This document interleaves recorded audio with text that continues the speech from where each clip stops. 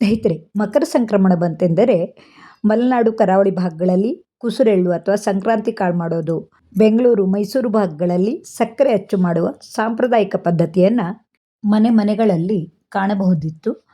ಇತ್ತೀಚೆಗೆ ಅವೆಲ್ಲವೂ ಮರೆಯಾಗತೊಡಗಿವೆ. ಆದರೂ ಬೆಂಗಳೂರಿನಂಥ ನಗರದಲ್ಲಿಯೂ ನಮ್ಮ ಸಂಬಂಧಿಗಳಾದ ಗೀತಾ ಹೆಗಡೆ, ಗೀತಾ ಹಾಸಿಗಾರ್ ಇವರೆಲ್ಲರೂ ಹಲವಾರು ವರ್ಷಗಳಿಂದ ಈ ಪದ್ಧತಿಯನ್ನು ಮುಂದುವರಿಸಿಕೊಂಡು ಬಂದು ಸಾಂಪ್ರದಾಯಿಕ ಶೈಲಿಯ ಕುಸುರೆಳ್ಳನ್ನು ಯಾವ ರೀತಿಯಾಗಿ ತಯಾರಿಸುತ್ತಾರೆ, ಹಾಗೆ ಮೃದುವಾದ ಸಕ್ಕರೆ ಅಚ್ಚನ್ನು ಸುಲಭವಾಗಿ ಯಾವ ರೀತಿಯಾಗಿ ಮಾಡಬಹುದು ಅಂತ ನಿಮ್ಮೊಡನೆ ಹಂಚಿಕೊಳ್ತಾ ಇದ್ದೀನಿ. ಊರಿನಲ್ಲಿ ಅತ್ತೆಯ ಮಾರ್ಗದರ್ಶನದಲ್ಲಿ ನಾವು ಸಹ ಸಂಕ್ರಾಂತಿ ಕಾಳನ್ನು ಯಾವ ರೀತಿಯಾಗಿ ಮಾಡಿದೀವಿ ಅನ್ನೋದನ್ನು ಹಂಚಿಕೊಂಡಿದ್ದನ್ನು ನೋಡಿ ನೀವೆಲ್ಲರೂ ಪ್ರೋತ್ಸಾಹಿಸಿದ್ದೀರಿ. ಈಗ ಗೀತಾ ಹೆಗಡೆಯವರು ಯಾವ ರೀತಿಯಾಗಿ ಕುಸುರೆಳ್ಳನ್ನು ತಯಾರಿಸ್ತಾರೆ, ಆಮೇಲೆ ಸಕ್ಕರೆ ಅಚ್ಚನ್ನು ತಯಾರಿಸುವ ವಿಧಾನವನ್ನು ಹಂಚಿಕೊಂಡಿದ್ದಾರೆ ಅನ್ನೋದನ್ನು ನೋಡೋಣ ಬನ್ನಿ. ತಗೊಂಡಿದೆ ವೈಟ್ ಆಗೇನೆ ಇದ್ದು, ಆದ್ರೂ ಒಂದ್ಸತಿ ಕ್ಲೀನ್ ಮಾಡ್ಕೊಳ್ಳೋಕ್ಕೆ 1 ಕಪ್ ಸಕ್ಕರೆ, ಒಂದು 1/4 ಕಪ್ ಹಾಲು, ಆಮೇಲೆ ಒಂದು ಅರ್ಧ ಕಪ್ ನೀರು ಹಾಕೊಂಬನ. ಸಂಕ್ರಾಂತಿ ಕಾಳು ಅಥವಾ ಕುಸುರೆಳ್ಳು ಮಾಡುವಾಗ ಈ ರೀತಿಯಾಗಿ ಸಕ್ಕರೆಯ ಜೊತೆಗೆ ಹಾಲು ಮತ್ತು ನೀರನ್ನು ಸಮ ಪ್ರಮಾಣದಲ್ಲಿ ಹಾಕಿಕೊಂಡು ಕುದಿಸಿ ಅದನ್ನು ಗಾಳಿಸಿದ ನಂತರ ಮತ್ತೊಮ್ಮೆ ಮೊಸರನ್ನು ಹಾಕಿ ಗಾಳಿಸೋದ್ರಿಂದ ಸಕ್ಕರೆಯ ಪಾಕವು ಶುಭ್ರವಾಗಿರುತ್ತದೆ. ಹಲವಾರು ವರ್ಷಗಳಿಂದ ಅನುಭವವಿರುವ ಇವರ ಈ ಸಕ್ಕರೆ ಪಾಕದಿಂದ ಮಾಡಿದ ಕುಸುರೆಳ್ಳು ತುಂಬ ಚೆನ್ನಾಗಿ ಬರುತ್ತದೆ. ಹಿರಿಯರೆಲ್ಲ ಬೆಳಗ್ಗೆ ಜಾವದಲ್ಲಿ ಎದ್ದು ಈ ಸಂಕ್ರಾಂತಿ ಕಾಳನ್ನು ಕೆಂಡದ ಒಲೆಯಲ್ಲಿ ಮಾಡುತ್ತಿದ್ದರು. ಆದರೆ ಕೆಂಡದ ಒಲೆಯ ಬದಲು ಈ ಗ್ಯಾಸ್ ಉರಿಯಲ್ಲಿಯೂ ಯಾವ ರೀತಿಯಾಗಿ ಮಾಡಬಹುದು ಅನ್ನೋದನ್ನು ನಗರದಲ್ಲಿದ್ದರೂ ಈ ಸಾಂಪ್ರದಾಯಿಕ ಶೈಲಿಯನ್ನು ಉಳಿಸಿ ಬೆಳೆಸುವಲ್ಲಿ ಇವರ ಕಾರ್ಯವು ಖುಷಿ ಅನ್ನಿಸೋದ್ರಿಂದ ನಿಮ್ಮೊಡನೆ ಹಂಚಿಕೊಳ್ತಾ ಇದ್ದೀನಿ. ಒಂದು 2 ನಿಮಿಷ ಸಾಕು. ಸೊ ಯಾವುದೇ ಸಕ್ಕರೆ ತಗೊಂಡ್ರು ಇದು ಸೇಮ್ ಮೆಥಡ್. ಅದು ಕ್ಲೀನ್ ಇರಲಿ ಇಲ್ಲದೆ ಒಂದ್ಸತಿ ಮಾಡ್ಕೊಳ್ಳಿ. ತುಂಬ ಸಕ್ಕರೆ ತುಂಬ ಬ್ರೌನ್ ಆಗಿದ್ರೆ ಈ ಮೊಸರದು ಪ್ರೊಸೀಜರ್ ಒಂದು 2-3 ಸತಿ ಮಾಡಿದ್ರೆ ನೀವು ಒಂದ್ಸತಿ ಹರಿಸ್ಕೊಳ್ಳೋದು, ಇನ್ನೊಂದ್ಸತಿ ಮೊಸರು ಕುದಿಸೋದು, ಅಥವಾ ಆ ಥರ ಒಂದು 2-3 ಸತಿ ಮಾಡಿದ್ರೆ ಎಷ್ಟೇ ಸಕ್ಕರೆ ಎಷ್ಟೇ ಬ್ರೌನ್ ಇದ್ರೂ ಕ್ಲೀನ್ ಆಗ್ತದೆ. ಈ ಥರ ಬರ್ತದೆ.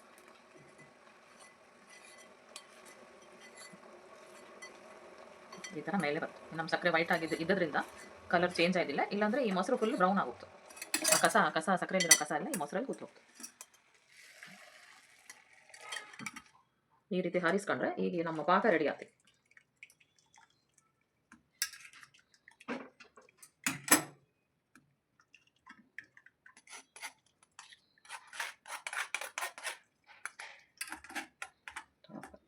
ಈಗ ನಾನು ಈ ಪಾಕನ ಈ ಬಂಡಿನ ಒಂದ್ಸತಿ ಕ್ಲೀನ್ ಮಾಡಿಕೊಂಡೆ. ಕ್ಲೀನ್ ಮಾಡಿ ಈ ಪಾಕನ ಈ ಕರಗಿದ್ದೆಲ್ಲ ಸಕ್ಕರೆ ಕ್ಲೀನ್ ಮಾಡೋದೀಗ ಒಂದು ಸ್ವಲ್ಪ ಇದನ್ನು ಅಂಟು ಪಾಕ ಮಾಡೋದಂದರೆ ಎಲೆ ಒಂದು ಎಲೆ 2 ಎಲೆ ಅಷ್ಟು ದಪ್ಪ ಮಾಡ್ಕೊಬೋದಲ್ಲ, ಸ್ವಲ್ಪ ಅಂಟು ಬರಲಿ ಅಂತ ಅಷ್ಟೆ. ಈಗ ನೀರಿದ್ದೆಲ್ಲ ಸ್ವಲ್ಪ ಹಿಂಗೆ ಅಂಟು ಬರಲಿ, ಅಂಟು ಬಂದರೆ ಸಾಕು. ಇದನ್ನು ತಣಿಸ್ಕೊಂಡು ಆಮೇಲೆ ಎಲ್ಲಿ ಹುರಿಯೋಕ್ಕೆ ಬಳಸ್ಕೊಳ್ಳೋ. ಫಸ್ಟ್ ಈ ಪಾಕ ತಣಿಯೋ ಒಂದು 2 ನಿಮಿಷ ಕುದಿಲ್ಲ, ಇನ್ನು ಅಂಟು ಬಂದಿಲ್ಲ, ನೀರಂಗೆ ಎದ್ದು ಅಂಟು ಬರಲಿ.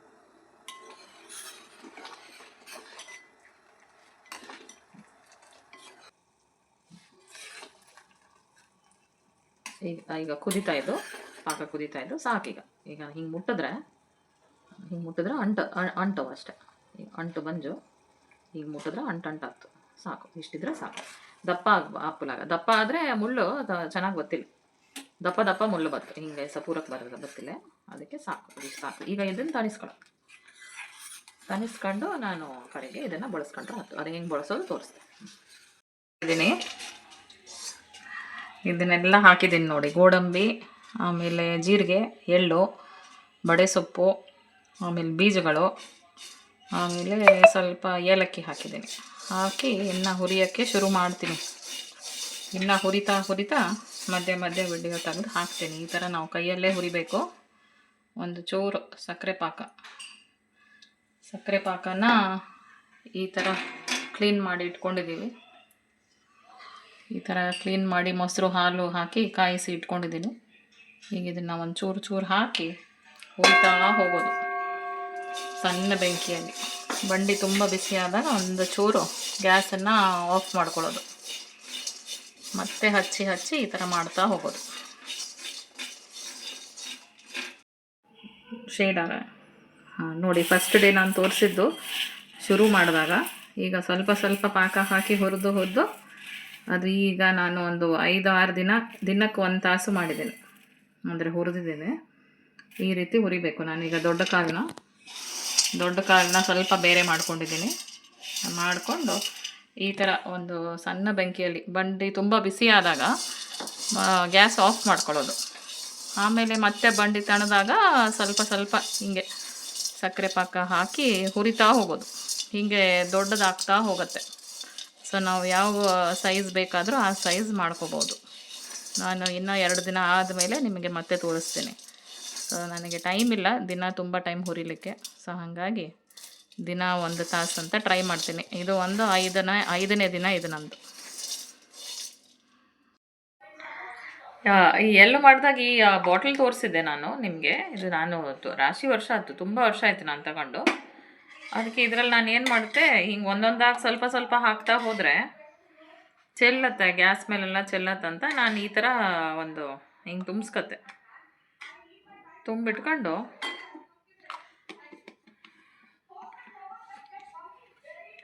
ಈ ಥರ ಒಂದೊಂದು ಡ್ರಾಪ್ ಹಾಕೋದು. ಎಳ್ಳು ಹುರಿಯುವಾಗ ಈ ಥರ ಒಂದಿಷ್ಟಿಷ್ಟೇ ಹಾಕಿ ಹುರಿಯೋದು. ಇಷ್ಟಿಷ್ಟೇ ಹಾಕೋದು, ಹುರಿಯೋದು. ಆಮೇಲೆ ಒಣಗಿದಾಗ ಮತ್ತೆ ಒಂದಿಷ್ಟು ಹಾಕ್ಕೊಳ್ಳೋದು. ಈ ಥರ ಸಿಗಲಿಕ್ಕಿಲ್ಲ, ಇದು ಅಕಸ್ಮಾತ್ ಸಿಕ್ಕಿಲ್ಲ ಅಂದರೆ ಸಿಗೋದು ಡೌಟು. ಈ ಸಾಸ್ ಬಾಟ್ಲ್ ಬರುತ್ತೆ, ಪ್ಲಾಸ್ಟಿಕ್ ಸಾಸ್ ಬಾಟ್ಲ್ ಬತ್ತು, ಈ ಹೋಟೆಲ್ಸಲ್ಲೆಲ್ಲ ಇಟ್ಟಿರ್ತಾರೆ. ಅದರಲ್ಲೂ ಯೂಸ್ ಮಾಡ್ಕೋಬೋದು. ಪಾಕ ಬಿಸಿ ಇರಬಾರ್ದು ಅಷ್ಟೇ. ಪಾಕ ಹೆಂಗೋ ಬಿಸಿ ಪಾಕ ಹಾಕಲ್ಲ, ತಣದ ಮೇಲೇ ಯೂಸ್ ಮಾಡೋದು. ಆ ಬಾಟ್ಲ್ ಬಳಸ್ಕೋಬೋದು. ಆವಾಗ ಇದೆಲ್ಲ ಮೆಸ್ ಆಗೋದಿಲ್ಲ, ಅಂಟಾಗೋದಿಲ್ಲ. ಇಷ್ಟಿಷ್ಟೇ ಹಾಕಿ ಹುರಿದು ಉಳಿದದನ್ನು ಹೀಗೆ ಫ್ರಿಜ್ಜಲ್ಲಿ ಇಟ್ಕೊಂಡು ಮಾರನೇ ದಿವಸ ಯೂಸ್ ಮಾಡ್ಕೊಳ್ಳೋದು ಅಷ್ಟೇ. ಈಗ ನಾನು ಇದೇ ಪಾಕ ಈಗ ಉಳಿದಿರೋದಿದು, ಎಳ್ಳು ಹುರಿದಾದ್ಮೇಲೆ ಉಳಿದಿರೋ ಪಾಕ. ಇದರಲ್ಲಿ ನಾನು ಈಗ ಸಕ್ಕರೆ ಹಚ್ಚು ಮಾಡ್ಕೊಳ್ತೀನಿ. ಇವಾಗ ಮತ್ತೆ ಹುರಿಯೋಕ್ಕೆ ಸ್ಟಾರ್ಟ್ ಮಾಡಿದ್ದೀನಿ ನಾನು. ಸೊ ನಿನ್ನೆ ನಾನು ಅಂದರೆ ಕಟ್ ಮಾಡಿದೆ ಅಷ್ಟಕ್ಕೆ, ಈಗ ಮತ್ತೆ ಹುರಿಲಿಕ್ಕೆ ಸ್ಟಾರ್ಟ್ ಮಾಡಿದ್ದೀನಿ. ಸೊ ಈ ಥರ ಇದನ್ನು ಈಗ ದೊಡ್ಡ ಕಾಲನ್ನ ಸ್ವಲ್ಪ ಬೇರೆ ಮಾಡ್ಕೊಂಡಿದ್ದೀನಿ. ಕಡೆಗೆ ಒಂದಕ್ಕೊಂದು ತಗಲಿ ಅದು ಇದಾಗ್ಬಿಡುತ್ತೆ, ಉಡ್ಕೊಂಬಿಡುತ್ತೆ ಮುಳ್ಳು. ಅದಕ್ಕೆ ಸ್ವಲ್ಪ ಹೀಗೆ ಈಗ ಈ ಥರ ನಾವು ಇದರಲ್ಲಿ ಸಕ್ಕರೆ ಪಾಕ ಇದು ನಾನು ಹಾಕಿಟ್ಕೊಂಡಿರೋದು.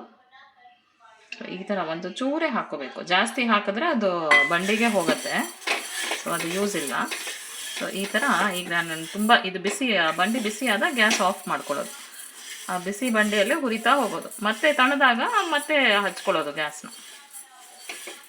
ಸೊ ನೋಡಿ, ಇದು ಸೈಡ್ ಈ ಥರ ವೈಟ್ ಆಗಕ್ಕೆ ಬರುತ್ತೆ. ಸಕ್ಕರೆ ಕಟ್ಟಿದಾಗ ಬಂಡಿ ತೊಳ್ಕೊಳ್ಳೋದು. ಅದಕ್ಕೆ ಬೇರೆ ಬಂಡಿ 2 ಇಟ್ಕೊಂಡಿದ್ದೀನಿ, ಒಂದು ದೊಡ್ಡದು ಒಂದು ಚಿಕ್ಕದು. ಸೊ ಈ ಥರ ಇದು ಒಂದು ಬಂದು ಹೀಗೆ ಕಟ್ಲಿಕ್ಕೆ ಶುರು ಆದಾಗ ಪಾಕ ಕಾಲಿಗೆ ತಾಗೋದಿಲ್ಲ, ಅದು ಬಂಡಿಗೆ ಹೋಗ್ಬಿಡುತ್ತೆ ನಾವು ಎಷ್ಟು ಹಾಕಿದ್ರೂ.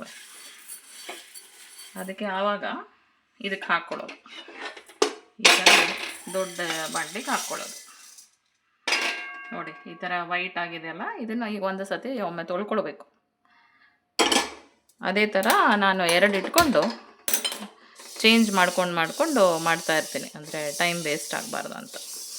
ಒಂದರಲ್ಲೇ ತೊಳೆಯೋದು ಮತ್ತೆ ಅದಕ್ಕೆ ಹಾಕ್ಕೊಂಡು ಮಾಡೋದು ಸ್ವಲ್ಪ ಕಷ್ಟ ಆಗುತ್ತೆ. ಈಗ ಮತ್ತೆ ಹಚ್ಕೊಂಡಿದ್ದೀನಿ ಗ್ಯಾಸ್ನ.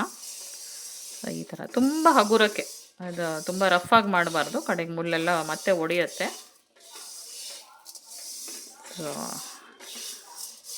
ಇದು ವೈಟಾಗೇ ಇದೆ, ಮೇ ಬಿ ಲೈಟಿಗೆ ಈ ಥರ ಕಾಣಿಸ್ತಾ ಇದೆ.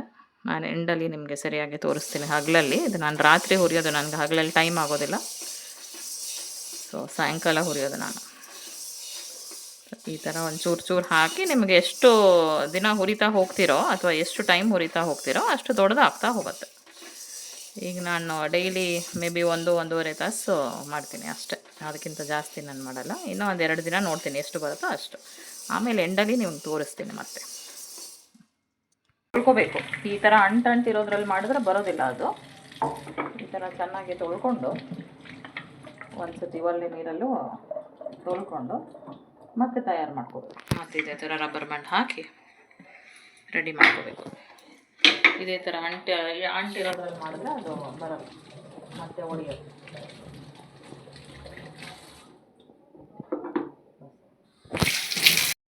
ಸಿಗತ್ತೆ ಮಾರ್ಕೆಟಲ್ಲಿ, ಕಡಿಮೆ ಇವಾಗ, ಸ್ವಲ್ಪ ಹುಡುಕಬೇಕು. ಆದರೂ ಮಲ್ಲೇಶ್ವರಮಲ್ಲಿ 1 ಕಡೆ 2 ಕಡೆ ಸಿಗತ್ತೆ, ಸುಮಾರು ಹುಡುಕಬೇಕು. ಈ ಥರ ನಾನು ಈಗ ಅದು ಉಳಿದಿದ್ದ ಸಕ್ಕರೆ ಅದರಲ್ಲೇ ಸಕ್ಕರೆ ಹಚ್ಚು, ಸೇಮು ಅದೇ ಮೆಥಡೆ. ಅಂದರೆ ಗಟ್ಟಿ ಮಾಡಿ ಸಕ್ಕರೆ ಹಚ್ಚು ಮಾಡ್ಕೊಳ್ತು. ಈ ಥರ ರೆಡಿ ಮಾಡಿ ಅದು ನೀರಲ್ಲಿ ನೆನೆಸ್ಕೋಬೇಕು ಅಚ್ಚನ್ನು. ಒಂದು ಸಾಯಂಕಾಲ ರಾತ್ರಿ ಮಾಡೋದಿದ್ರೆ ಬೆಳಗ್ಗೆ ನೆನೆಸ್ಕೋಬೇಕು, ಬೆಳಗ್ಗೆ ಮಾಡೋದಿದ್ರೆ ರಾತ್ರಿನೇ ಈ ಥರ ನೀರಲ್ಲಿ ನೆನೆಸಿಟ್ಕೋಬೇಕು ಅಚ್ಚನ್ನು, ಇಲ್ಲಾಂದರೆ ಬರೋದಿಲ್ಲ ಸಕ್ಕರೆ ಅಚ್ಚು. ಆಮೇಲೆ ಚೆನ್ನಾಗಿ ನೀರು ತಕ್ಕೋಬೇಕು, ಅದ್ರ ಒಳಗೆ ನೀರು ಇರಬಾರ್ದು. ಅಂದರೆ ಒರೆಸೋ ಅವಶ್ಯಕತೆ ಇಲ್ಲ, ಬಟ್ ಹಿಂಗೆ ಒದ್ದೆ ಇದ್ರೆ ಆಯಿತು, ನೀರು ನಿಂತಿರಬಾರ್ದು ಅದರಲ್ಲಿ ಅಷ್ಟೆ. ಇವಾಗ ಸಕ್ಕರೆ ಹಚ್ಚು ಮಾಡ್ಕೊಳ್ಳೋಣ. ಮುಂಚೆನೂ ತೋರಿಸಿದ ಹಾಗೆ ಈಗ ದೊಡ್ಡ ಕಾಲನ್ನು ಹುರಿದಾಗಿದೆ, ಇಷ್ಟಕ್ಕೆ ಸ್ಟಾಪ್ ಮಾಡಿದ್ದೀನಿ ನಾನು. ಇನ್ನು ನೀವು ಬೇಕಾದರೆ ಇನ್ನು ಮಾಡ್ತಾ ಹೋಗ್ಬೋದು, ನಿಮಗೆ ಎಷ್ಟು ದೊಡ್ಡದು ಬೇಕೋ ಅಷ್ಟು ಮಾಡ್ತಾ ಹೋಗ್ಬೋದು. ಇದೇ ಪಾಕ ಹಾಕಿ ಹಾಕಿ ನಾನು ತೋರಿಸಿದ್ದು. ಈಗ ಈ ಉಳಿದಿದ್ದ ಪಾಕಲ್ಲಿ ನಾನೀಗ ಸಕ್ಕರೆ ಹಚ್ಚು ಮಾಡೋಕ್ಕೆ ಸ್ಟಾರ್ಟ್ ಮಾಡ್ತೀನಿ.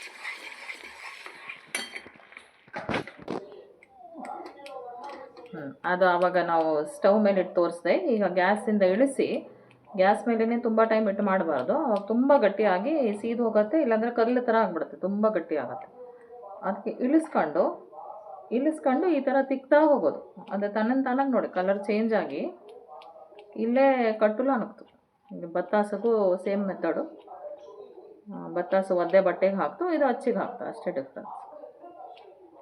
ಇದರಲ್ಲಿ ಗ್ಯಾಸ್ ಮೇಲಿಟ್ಟು ತಿಕ್ಕಲಾಗ ಕೆಳಗಿಟ್ಟು ಇಳಿಸ್ಕೊಂಬಿಡ. ಈಗ ನಾನು ಸ್ಟ್ಯಾಂಡ್ ಮೇಲೆ ಇಟ್ಕೊಂಡು ಹೀಗೆ ತಿಕ್ತಾ ಇದ್ದೆ,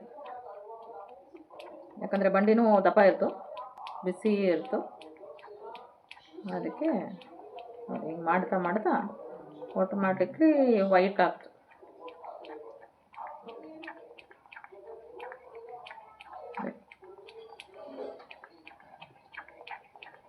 ಈಗ ಇದಕ್ಕೆ ಹೀಗೆ ಅಚ್ಚಿಗೆ ನಾವು ಹಾಕಿದ್ರೆ ಆಯ್ತು.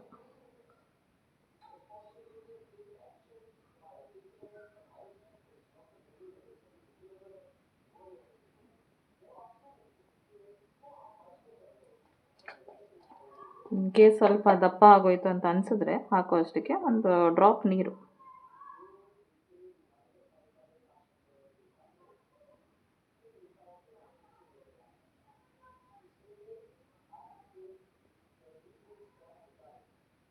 ಆವಾಗ ಒಂದೇ ಇತ್ತು ನನ್ನ ಹತ್ರ, ಅದು ಆವತ್ತು ತೋರಿಸಿದಾಗ, ಅದಕ್ಕೆ ನಾನು ಇದು ನಿನ್ನೆ ಪರ್ಚೇಸ್ ಮಾಡ್ಕೊಂಡು ಬಂದೆ. ಇನ್ನೊಂದು ಈ ಥರ 2-3 ಇದ್ದರೆ ಬೇಗ ಮಾಡ್ಬೋದು. ಒಂದು ಸೆಟ್ ಆಗೋ ಅಷ್ಟಕ್ಕೆ ಇನ್ನೊಂದಕ್ಕೆ ಹಾಕ್ಬೋದು ಅಷ್ಟೇ. ಇದನ್ನು ಈಗ ಆರ್ಲಿಕ್ಕೆ ಬಿಟ್ಬಿಡೋದು. ಆರಿದ್ಮೇಲೆ 2 ಕಡೆಯಿಂದ ತೆಗೆದ್ರೆ ಆಯ್ತು. ಈಗ ಇದಕ್ಕೆ ಮತ್ತೆ ಇನ್ನೊಂದು ಅದು ಆದಮೇಲೆ ಇನ್ನು ಸ್ವಲ್ಪ ಒಂದು ಚೂರು ಈ ಥರ ಒಂದು ಡ್ರಾಪ್ ನೀರು ಹಾಕಿ, ತುಂಬ ಗಟ್ಟಿ ಅಂತ ಅನಿಸಿದ್ರೆ ಜಸ್ಟ್ 1 ಡ್ರಾಪ್ ಹಾಕ್ತಾ ಸ್ವಲ್ಪ ಗಟ್ಟಿ ಆಗುತ್ತೆ. ಹಾಕ್ತಾ ಹೋಗ್ತು. ಮತ್ತು ಹಿಂಗೆ ತಿಕ್ಕಿ ನಾವು ಎಷ್ಟು ತಿಕ್ತೀವೋ ಅಷ್ಟು ಮೆತ್ತಗಾಗುತ್ತೆ ತಿನ್ನಲಿಕ್ಕೆ, ಇಲ್ಲಾಂದರೆ ಕಲ್ಲು ಥರ ಗಟ್ಟಿ ಆಗುತ್ತೆ. ಈ ಅಚ್ಚು ನಂದು ಅಷ್ಟೊಂದು ಸರಿ ಇಲ್ಲ, ತುಂಬ ಚಿಕ್ಕದು ತೂತು, ಸ್ವಲ್ಪ ಕಷ್ಟ ಇದರಲ್ಲಿ ಮಾಡೋದು. ಸ್ವಲ್ಪ ತಗೊಳ್ಳುವಾಗ ಆ ಥರ ದೊಡ್ಡ ತೂತಂದೇ ತಗೋಬೇಕು. ಇದು ನೋಡಿ ಹಾಕೋ ಅಷ್ಟಕ್ಕೆ ಒಳಗಡೆ ಹೋಗೋ ಅಷ್ಟಕ್ಕೇ ಗಟ್ಟಿ ಆಗಿಬಿಡುತ್ತೆ. ಒಳಗಡೆ ಪೂರ್ತಿ ಡಿಸೈನು ಒಂದೊಂದು ಸತಿ ಚೆನ್ನಾಗಿ ಬರೋದಿಲ್ಲ. ಇದು ತಗೊಳ್ಳುವಾಗ ಈ ಥರ ದೊಡ್ಡ ತೂತದ್ದು ತಗೊಳ್ಳಿ, ಸೊ ಬೇಗ ಹಾಕಿಬಿಡ್ಬೋದು. ಇದಂದರೆ ನಾವು ತಗೋದಾಗ ಅಷ್ಟೂ ಬರೋದಿಲ್ಲ, ಒಂದೊಂದು ಸತಿ ಬರುತ್ತೆ, ಒಂದೊಂದು ಸತಿ ಬರೋದಿಲ್ಲ.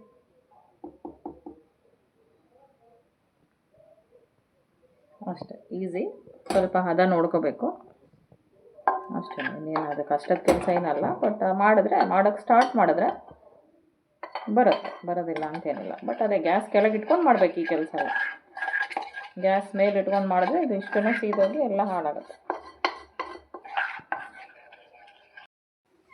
ನೋಡಿ, ಇದು ಈಗ ಸೆಟ್ ಆದಮೇಲೆ ಈ ಥರ ನಾವು ನಿಧಾನಕ್ಕೆ ರಬ್ಬರ್ ಬ್ಯಾಂಡ್ ತಕ್ಕೊಂಡು ತುಂಬ ನಿಧಾನಕ್ಕೆ, ಸ್ವಲ್ಪ ಕೂಲಾಗಿದೆ, ತುಂಬ ಕೂಲಾಗಿಲ್ಲ, ತುಂಬ ಕೂಲಾಗೋಕ್ಕೂ ಕಾಯಬೇಡಿ. ನೋಡಿ ಈ ಥರ ತಕ್ಕೊಂಡ್ರೆ ಈಗ ಇದು ಪೂರ್ತಿ ಕೂಲಾದ್ಮೇಲೆ ಇದನ್ನು ಹೀಗೆ ನಿಧಾನಕ್ಕೆ ಎತ್ತಿಬಿಟ್ರೆ ಆಯಿತು. ಇನ್ನು ಬಿಸಿ ಇದೆ, ಬಿಸಿ ಇರುವಾಗ ಎತ್ತಿದ್ರೆ ಓಡ್ಕೊಂಡು ಬಿಡುತ್ತೆ ಇದು. ಆಮೇಲೆ ಇದು ಈ ಕಡೆ ಆ ಕಡೆ ಓಡ್ಕೊಂಡು ಬಿಡುತ್ತೆ. ಅದಕ್ಕೆ ವೆಯ್ಟ್ ಮಾಡೋಣ ಮತ್ತೆ. ನೋಡಿ ಈ ಥರ, ಇದು ನಾನು ಹೇಳಿದ್ನಲ್ಲ, ಇದರಲ್ಲಿ ಅಷ್ಟೊಂದು ಸರಿ ಬರೋದಿಲ್ಲ, ಯಾಕಂದರೆ ಈ ತೂತು ಇದು ಮೇಲೆ ತೂತು ಚಿಕ್ಕದಿರೋದ್ರಿಂದ ಈ ಪ್ರಾಬ್ಲಮ್ ಆಗುತ್ತೆ ಇದರಿಂದ. ನೋಡಿ ಈ ಥರ ಒಳಗೆವರೆಗೂ ಹೋಗೋದಿಲ್ಲ ಎಲ್ಲನೂ. ಇದು ನೋಡಿ, ಇದು ಇಷ್ಟು ಚೆನ್ನಾಗಿ ಬಂದಿದೆ, ಆದರೂ ಇದನ್ನು ನೋಡಿ ಒಂಥರ ಹೋಗೋ ಅಷ್ಟಕ್ಕೆ ಗಟ್ಟಿ ಆಗಿಬಿಡುತ್ತೆ. ಸೊ ಈ ಥರ ಸ್ವಲ್ಪ, ಅದಕ್ಕೆ ನೀವು ಮೇಲೆ ಅಚ್ಚು ತಗೊಳ್ಳುವಾಗ ಈ ಥರ ಅಗಲ ಇರಬೇಕು.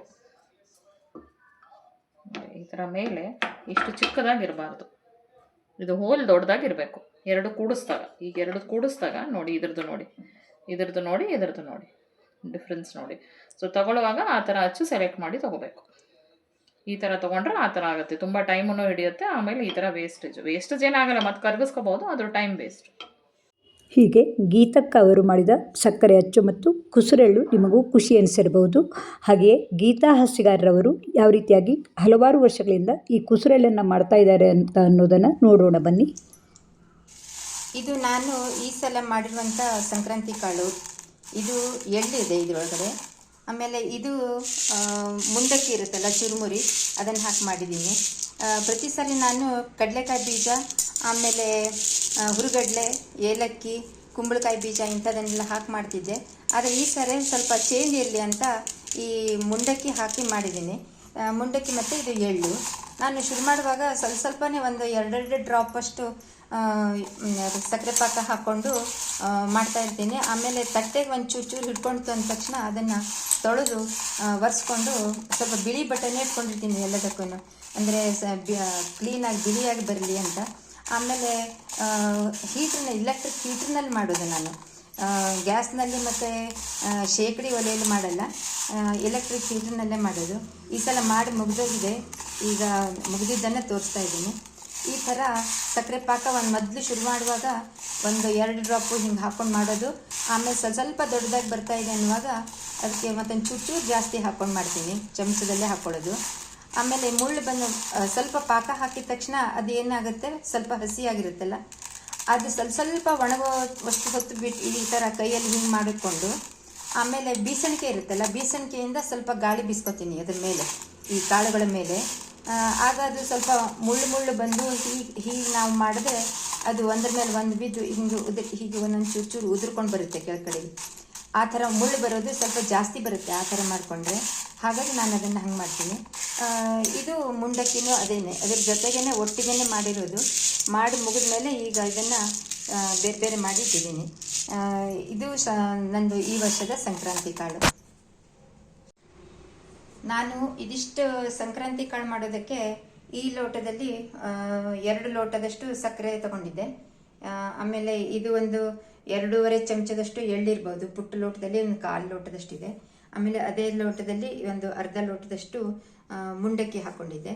ಆಮೇಲೆ ಇದು ಆದ ನಂತರ, ಸಂಕ್ರಾಂತಿ ಕಾಳು ಮುಗಿದ ನಂತರ ಟೋಟಲ್ ಆಗಿ ನಂದು ಸುಮಾರಾಗಿ 3 ಲೋಟದಷ್ಟು ಅಥವಾ 3/4 ಲೋಟದಷ್ಟು ಬಂದಿದೆ ಕಾಳು ಟೋಟಲ್ ಆಗಿ. ಹೀಗೆ ನಗರದಲ್ಲಿದ್ದರೂ ಯಾವ ರೀತಿಯಾಗಿ ನಾವು ಸಾಂಪ್ರದಾಯಿಕ ಶೈಲಿಯ ಕುಸುರೆಳ್ಳು ಮತ್ತು ಸಕ್ಕರೆ ಅಚ್ಚನ್ನು ಮಾಡಬಹುದು ಅನ್ನೋದನ್ನು ನೋಡಿದ್ದೀರಿ. ಸರ್ವರಿಗೂ ಮಕರ ಸಂಕ್ರಮಣವು ಶುಭವನ್ನು ತರಲಿ. ಪ್ರೋತ್ಸಾಹಕ್ಕಾಗಿ ಧನ್ಯವಾದಗಳು.